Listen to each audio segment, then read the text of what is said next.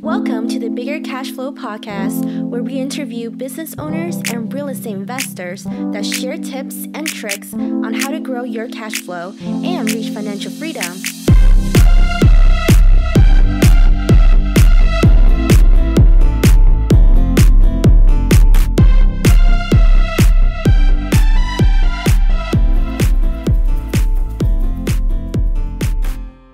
Hello, everyone, and welcome to the Bigger Cash Flow podcast.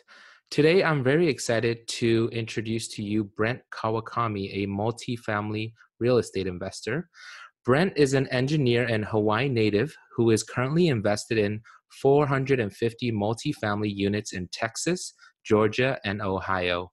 He started investing in real estate in 2012, buying, rehabbing, and renting single-family houses in the Dallas, Texas area, but eventually sold these properties to focus on larger multifamily properties. He is a protégé of Mark and Tammy Kenney of Think Multifamily, owners of 4,000 multifamily units across the country and counting. Welcome to the show, Brent. What is up, Bo Kim? How's it going, man? Hey, I'm super excited. I know we tried to get this scheduled a couple times, and it's finally here. Yeah, it is. Normally, you and I are talking over food. Yeah, I know, right? I think we've had conversations about real estate over like Texas barbecue and Hawaii malasadas. So this will be a good one. I know. I could still taste the brisket. Oh my goodness, really good brisket. Yeah, you got to come back to Texas so we can eat more barbecue. I know. I definitely got to get that schedule. Tell us a little bit about yourself and what you're currently doing to create cash flow. So like we're talking about, and like you mentioned, so I live in Texas now in Dallas, but I'm originally from Hawaii. I was born and raised there.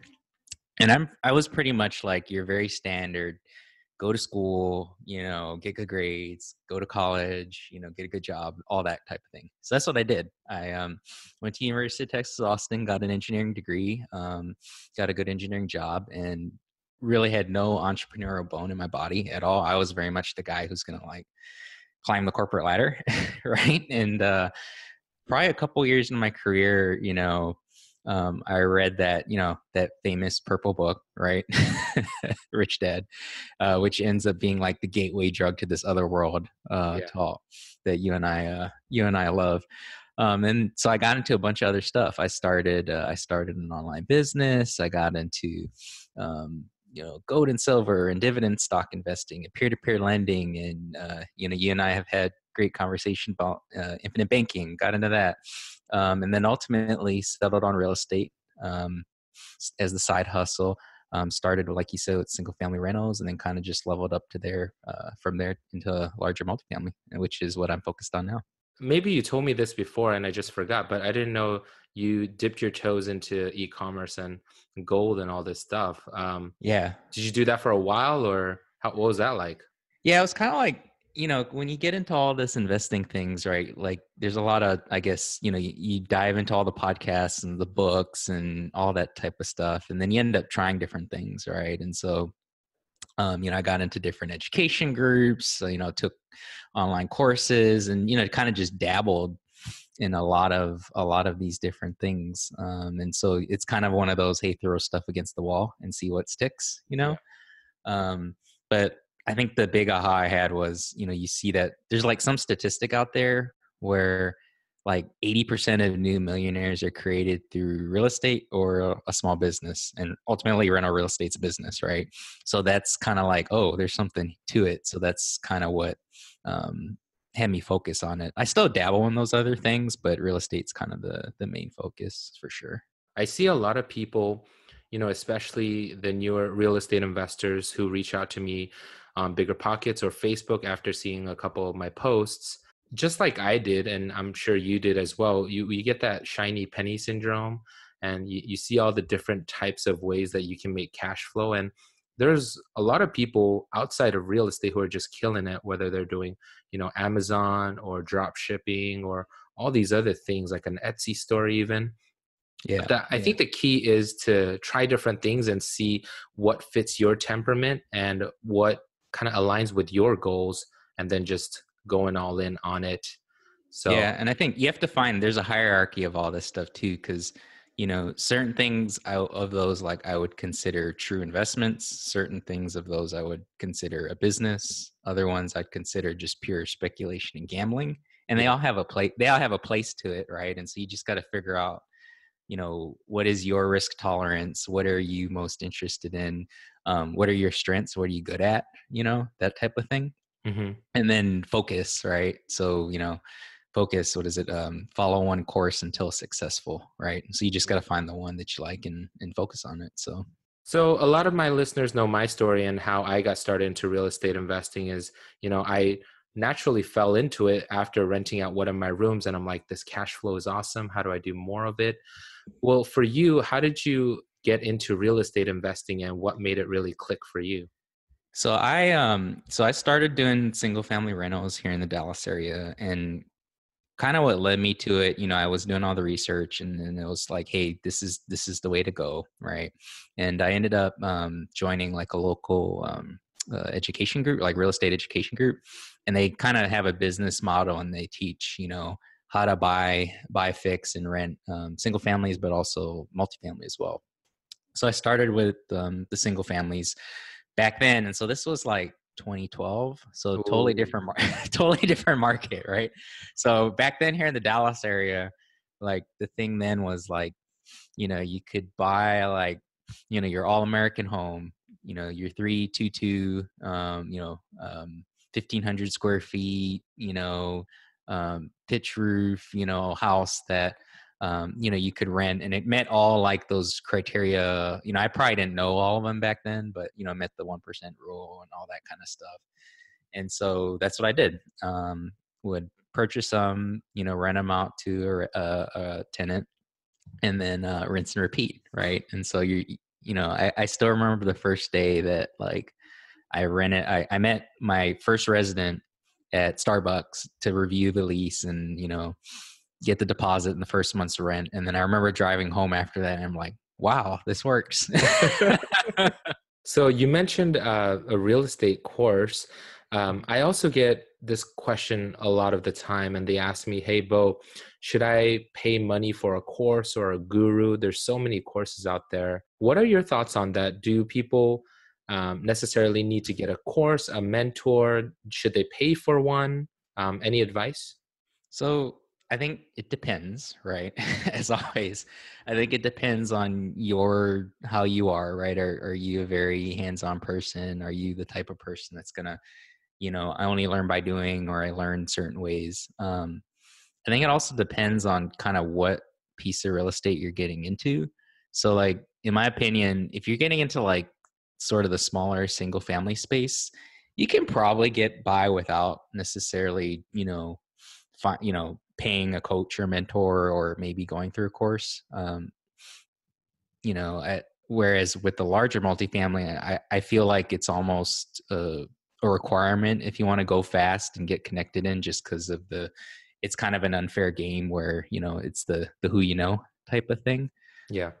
But it depends, right? I think one of the values, whether across the board, is really the ability to just go faster, right? And to have someone that has the experience. Because like in reality, all this stuff is free on the internet or in Bigger Pockets, right? Right. Right. I mean, you can find it and figure it out. Now, actually doing it and going through the experience or learning from someone's experience, you're not going to get that like necessarily all the time just from like reading forums or books or stuff like that. Right. And so I think that's where having something like a course or coach or mentor go faster, but also keep you from making mistakes. Because at the end of the day, like it's within like anything else, even if it's, it's real estate investing, it's fitness, it's, trying to make money doing something else, like find someone who's done it before and just copy, right? Yeah. No, I love that. I think you hit the nail on the head on that one, just because, when I was first starting as well, I was kind of coming from that scarcity mindset of, hey, I don't want to pay for, education or whatnot. So I picked up all the books that I can, all the podcasts and audiobooks, and I just started educating myself. And it took a while, but like you said, through research from Bigger Pockets and all these books, I was able to kind of pick up the pieces and fill in the gaps and get my first couple rentals under my belt. But luckily, I was able to network and connect with some like-minded individuals who are a few steps ahead of me, who kind of showed me the ropes. And this is all in the single family, small multifamily residential space. So I didn't really miss out too much, but there were definitely nuances that these mentors kind of showed me that otherwise I would have never known from these books. Yeah, you look at like people who are like just levels above us, right? Like own thousands and thousands of units. They pay like thousands of dollars every year to be around people who are ahead of them or at the same stage just to learn, right? Because the reality is, experience is the best mentor, right? But I'd rather learn from someone else's mistakes than my own, right? Yeah. No, I like that. So like I heard this, I don't know where I heard it, that I really like this one thing I heard about. So like, it's like the 3 stages of learning, or the 3 people you want to surround yourself with, when it comes to this topic. So you want to find 3 people, one person who's ahead of you to learn from, like who's, stages ahead of you. One person who's at the same level as you so that you can learn with them, bounce ideas off, et cetera, et cetera. And then a third person who's behind you that you can teach and talk through. And, ultimately if you can teach something, that's how you really know you have true mastery. Right. So I really liked that. I don't remember I heard that, but along those lines, you're asking about that. I think that's where the value of paying someone, a coach, a mentor, a course, or whatever comes from. Yeah. And I also recently attended a 3-day, boot camp, and there was a panel of these real estate investors who have been in the game for a long time. And they were just saying how they spend about 10% of their gross revenue back into the business in the form of masterminds. And they were just talking about how they were really struggling in the beginning when they were making like, I don't know, like $100,000, and they had to invest 10,000 to do a mastermind. And later, once they hit a couple million, they're like, oh man, it gets really hard once you're at that level. But they know, what the value is in that mastermind and being in the same room with like-minded individuals. And I think the quote was, proximity is power, and just being close to that will just draw you in and at least put you to that same level. So. No, that's good, man. We'll be there someday.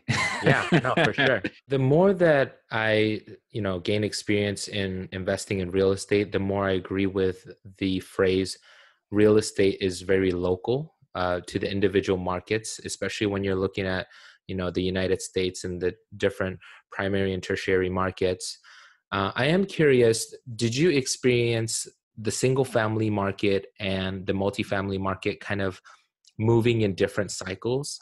So I listened to another podcast. You probably listened to it, Jason Hartman's podcast. He's a real big like single family turnkey guy, and he has really good content. But he talks about how like it's very there's not the real estate market, right? There's like 200 individual markets, and then like you said, within those markets, the single family and multifamily may be different. So I think it really depends on which market you're talking about. So now like here where I'm at in Dallas, everything's hot. Yeah. It didn't matter, right? So like single family is crazy and multifamily is crazy. But I agree with you in that it probably depends on where you're looking, because depending on the affordability, for people in that market, the cost of living, and what the median household income is, and what is the supply of multifamily coming online versus demand, and all of those things. I definitely agree with you. There could be a difference for sure, but I think it depends on the market. You were an experienced real estate investor with a couple single family homes under your belt when you decided to transition over to multifamily. Once you moved over, was it a, I guess, big learning curve? Was there a long adjusting period, or what was that experience like, your first one? So I think the 2 things there that kind of helped me transition was, one, back to like what we talked about before, right? Finding a mentor, finding coaches and training and that type of thing. Because it is completely different just off the bat. I mean, it's still real estate, it's still a roof over someone's head, but it's a completely different ball game, right? So I think that's the first one. And the second one was, so my first multifamily experience was as a passive investor or limited partner in someone else's deal. And I think that was one thing that helped me kind of dip my toe in the water in a sense, because I was investing along someone who's experienced, right? Who's done this before, right? Or has, and had the backing of coaches and things like that. And then two, as a limited partner, so the analogy everyone uses is an airplane.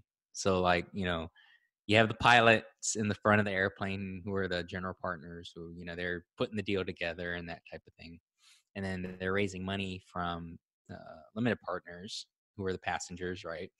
To pay for the ticket, get on the plane, and hey, we're all going to we're going from A to B, right? And hopefully B is everyone's making money. Mm-hmm. Right. Right. But the nice thing is, if you're one of those passengers or limited partners, like you kind of see a deal from the inside out, right? Mm-hmm.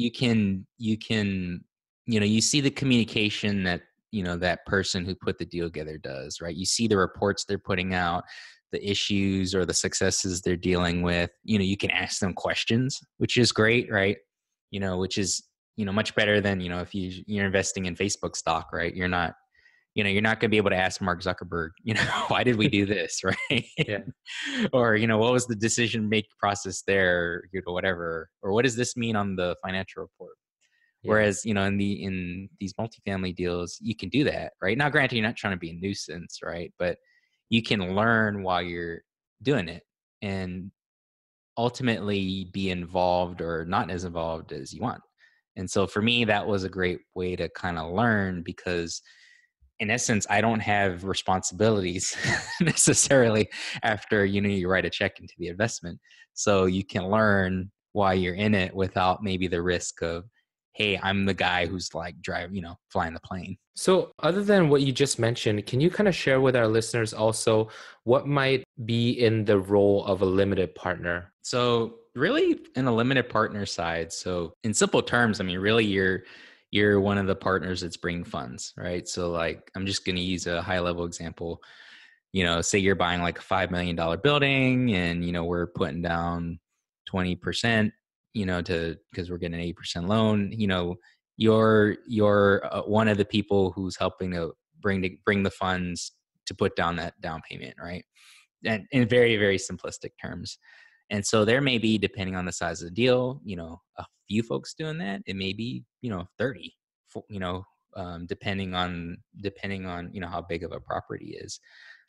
Typically that's going to be something like $50K. I've seen it as a minimum investment. I've seen it as high as like $100K minimum investment on some deals, and as low as $25K. But 50 is probably a pretty common number that you see.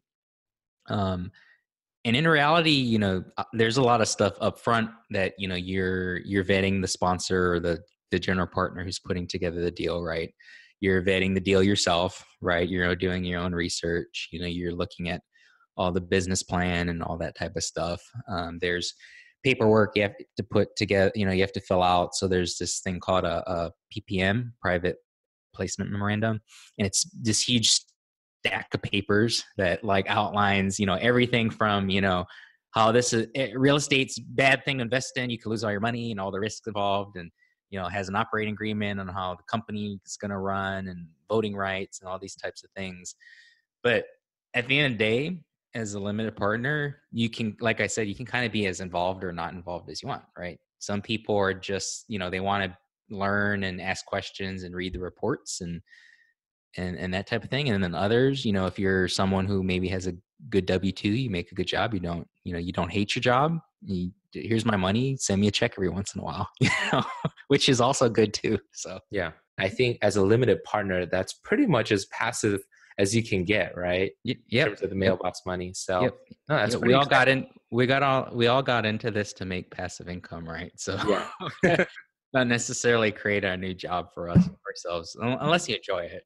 As a limited partner, I'm just curious, I guess, because that's kind of one of my goals for 2019 is hopefully find a good operator and invest passively. What are some red flags that you might be able to share with us? Because you've obviously been on both sides of the coin as an investor as well as, a general partner. So can you kind of share with us some red flags? So I think there's two things I can think of off the bat. One is you yourself need to be educated in whatever that asset class is. So like for me, it's multifamily. It may be, self-storage or mobile home parks or assisted living or maybe someone's fund, whatever it is, right? But I think you want to become knowledgeable enough to where, I mean, there's tricks and things people can do to just, to tweak a return, right? Or, maybe they're a little aggressive on a rent increase, or, they can screw things, on the, the expense growth or the exit cap rate, or, all this inside baseball stuff that I think if you're not at least you don't have to be an expert, but at least somewhat knowledgeable about these things. I think that's one of the things that, red flag or can get you in trouble is, because I mean, you can see some deals out there where you're like, what the heck is this guy smoking? Yeah. Yeah. Or like, it's clearly like that, I don't know if you can hit that, So that's one. I think the second thing, at the end of the day, it really comes down to, do you trust, we do business with people we know, like, and trust, right? I think at the end of the day, can you know, like, and trust this person with your money? Like, flat out. And there's no like real science to that, really. But, at the end of the day, like, you're handing someone, your money, right? And so for all that guy could take, take your money and, throw in a suitcase and run to Mexico, Mm-hmm. So I think that's the above everything else, whether it's, the deal, the numbers, and the knowledge, it's, do you have a relationship and do you trust that person and know that they're going to sit, they're going to hunker down and do what's in the best interest, of investors, right? Because what you want is, and, I think about it this way, it's one thing to invest my own money into something, right? Like, obviously it's my money and I want to protect it and I don't want to lose it.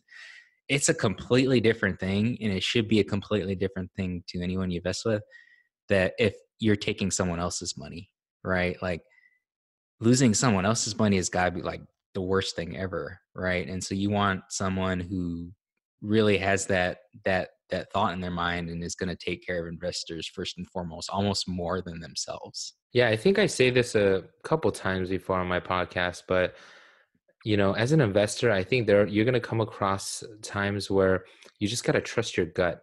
And I think Malcolm Gladwell says this perfectly in the book Blink, is that more often than not, when they actually test this out, the people who went with their gut is actually more accurate than the people who kind of took a step back and did all the research, did all the math, and then took the action. So it was a very surprising statistic to show that, our gut is pretty accurate, and our intuition, right? So, if you see and meet a person with integrity and know that that person is going to really take care of, the deal, and also they have to be knowledgeable and have a solid business plan above all else. But I think, going also with your gut, it's going to tell you, you might be tempted to go for that cash flow, but that number, that return looks good, but do you actually really trust that guy? I think I totally agree with you. As we've explained in your intro, you've went from 0 to 450, working with Mark and Tammy. I see a lot of people who invest in their education and get mentorship and things like that and kind of put it on the shelf, frankly. But it looks like you just took it and ran with it. I mean, that's amazing what you've done there. Can you kind of talk to our listeners about what actions you took to actually make use of that? So you're kind of talking about sort of like a lot of mindset, psychology stuff there, right? And so I think, going back to what we were talking about earlier about like finding, courses or mentors, whatever, there's something to be said about like paying for stuff, right? Like, like we said, like you can find all this information online, right? Mm-hmm. But when you have money at stake, I think there's a sense of urgency that like, hey, I'm not going to let this go to waste, right? And then the reality too is you're more serious about it, right? So I think that's one big driver. I don't know that it was, of course, for myself, it was like, I'm going to make this work. But I think that's a big thing that, we don't necessarily think about when we're going down that road of coaching or mentorship or courses or whatever. I think for me, the reason I kind of took it was I had mentally sort of shifted already that I wanted to be more active. And it was sort of like with them, the teacher appears when the student is ready type of thing. Yeah. So Wax on, wax off. yeah. So for me, it was like, I was already sort of, that switch was on, that was what I wanted to do. And so I think that was what the bigger driver is. And so I think because at the end of and to get into a lot of other stuff, so I'm like constantly looking at deals. I'm working on the deals that I'm already invested on. I'm looking at research reports. I'm calling brokers and trying to network and talk to investors. I'm flying to Denver later this weekend to attend a conference. So there's a lot of work involved, but I think the biggest thing there was just that it's internal drive, right? That you're going to make it work. And I think that's where I see people who kind of get into this world of like coaching and stuff like that. A lot of people just get in and just don't do anything with it, like you said. But the people who do kind of, make it work are the ones who are just, they're driven, right? They're gung ho and they're going to, do everything they can. It's sort of like, how bad do you want it type of thing. So I think that's, at the end of the day, it's not sexy, right? It's like, are you someone who wants to put in the work? I resonate with that because there's a lot of people who kind of want all of the output without putting in the input. You have to put in the work. This just reminds me of a recent podcast that I listened to with Ed Milet, and how he's just talking about, you have like a thermometer of your life. Like, let's just say it's at 75 degrees and the thermostat is going up. It's getting warmer and warmer. Well, you'll find soon enough that if you don't consistently and persistently take action, your body and yourself, you're going to find a way to come back down to 75 real soon. And same thing, if you go down to 60, it's going to normalize and come back to 75 because that's what we're comfortable with. So sometimes we just got to take massive action and just kind of shock your body. Hey, I'm so scared to make phone calls to potential sellers. Then you got to just take massive actions and just call 100 people. And once you start seeing those results, then you're going to look back at your old self and be like, hey, I can't be that old self anymore because I know that this stuff works. You've kind of hacked your mindset, so to say. And I think that's what I see a lot of investors doing. You're waking up at 4 o'clock, grinding away, looking for deals, looking for leads, underwriting deals, and then you're going to your W-2 job. Then you're also taking care of your family. And for me, like, I'm doing the real estate thing. I'm trying to kill it at my W-2 job as well. I'm looking back and I'm like, I know this stuff works, so I can't go back to the old self. Yeah, I like the thermometer. I never heard that one before. And when you're saying that, it made me think, temperature's going up, you get warmer. And so like part of it too is like, it's not work if you enjoy it, right? And you just, back to the thermometer, you're getting hotter and it keeps going and going because you love it, right? Like, I'll be honest, like, I realize that's hard for some people, but I love the hell out of waking up at 4 a.m. and doing this stuff. Like, I enjoy it. It's fun, And so I think back to, when we first started talking about all this stuff you can get into, whether it's an Amazon business or real estate for us or, whatever, right? If you focus on something that you just love and spend, and it's something like you want to spend time on, that will help you find the time to work on it because you inevitably, you, again, back to being driven, it's like, this excites me, so. That reminded me of a quote. If you really love it, you'll find a way. If you don't, you'll find an excuse, right? So what's ahead for you in 2019 and beyond? Any goals that you've set, and what are you kind of doing now to kind of meet those goals? Yeah, so the beginning of this year was kind of a reset for me. I had to say no, actually, to a few opportunities, which, it not easy. It sucks. We all hear the like the analogies, like, hey, it's not the deal, sometimes it's the deals you don't do that are the best ones. Mm-hmm. And that's fine and dandy. I completely agree. But it doesn't help the fact that it's hard watching the plane take off with you no matter what. So that's something I've been dealing with in the beginning of the year. And so I've kind of taken the time to reset, think about goals, think about, getting sort of the house in order, whether it's, asset planning or, company type stuff and those types of things. As far as goes, I'm continually, looking to add to the portfolio on the multifamily side.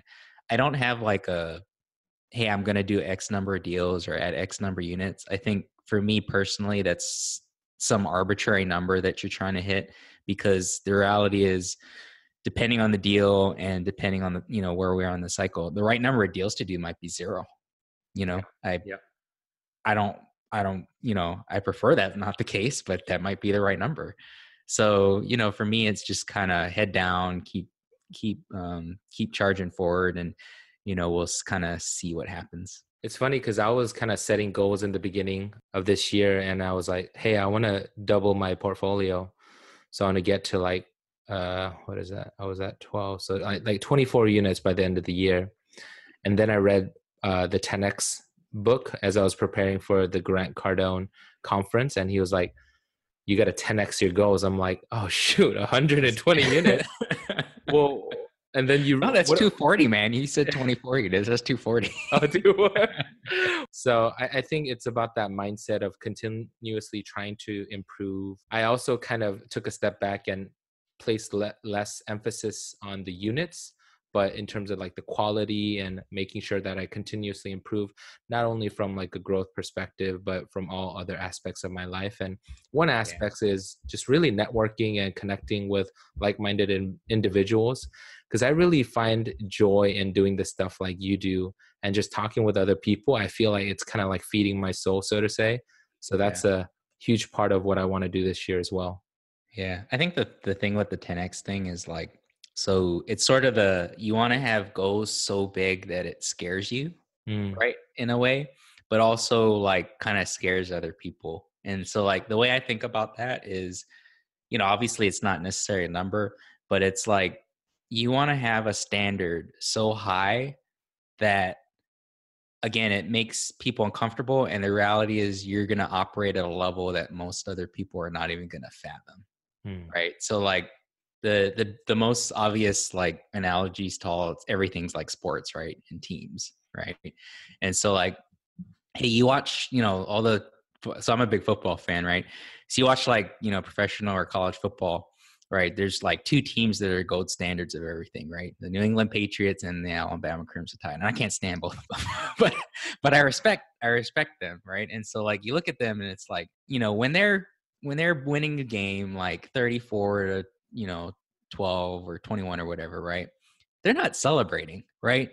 They're like going back and, Tom Brady's getting chewed out for the pass he missed, right? And Nick Saban's chewing out the second string linebacker who, filled the wrong gap, et cetera, because their standards are so much higher, right?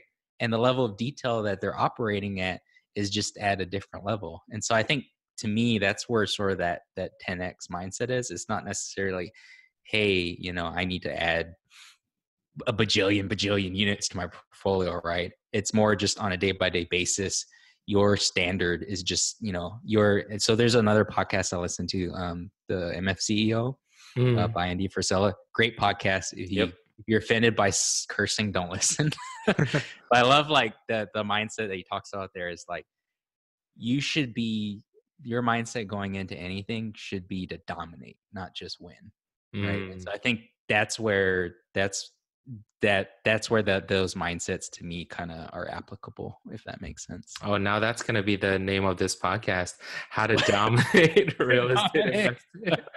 That is awesome. I'm not there yet, but I'm yeah, the how-to. No, that's awesome. It's funny you mentioned football because I'm a huge basketball fan. With the basketball, the prime example is the Spurs. They're boring as heck to watch, but they have such a fluid, motion, and the teamwork is so crazy. It's like a well-oiled machine, right? And it was hilarious to me watching them win a game. Like they executed perfectly and somebody hit a game-winning shot and the teammates were all celebrating. And then the cameraman swings to the head coach, Greg Popovich, and he's not smiling.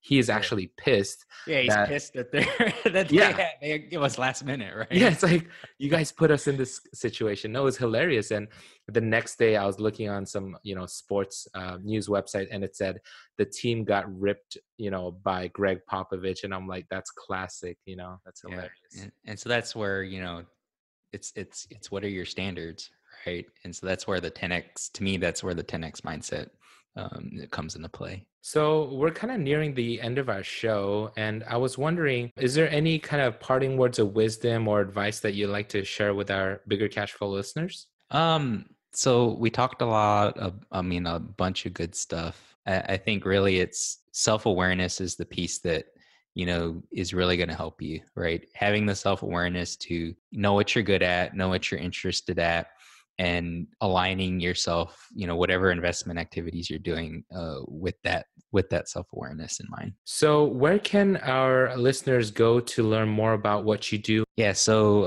my email is brent@HelloMultifamily.com. And then you can learn more about our group, Think Multifamily. It's thinkmultifamily.com. All right. Well, that wraps up the end of our show. If you thought that was helpful, please do us a favor and give us a review on iTunes, Stitcher, or wherever you may be listening. We appreciate the support, and we'll catch you next time.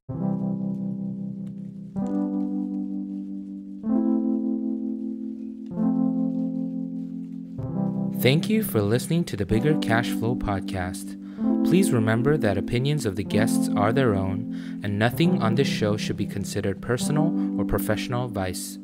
Please consult your tax, legal, or financial advisor for personal advice that fit your unique situation. See you next time.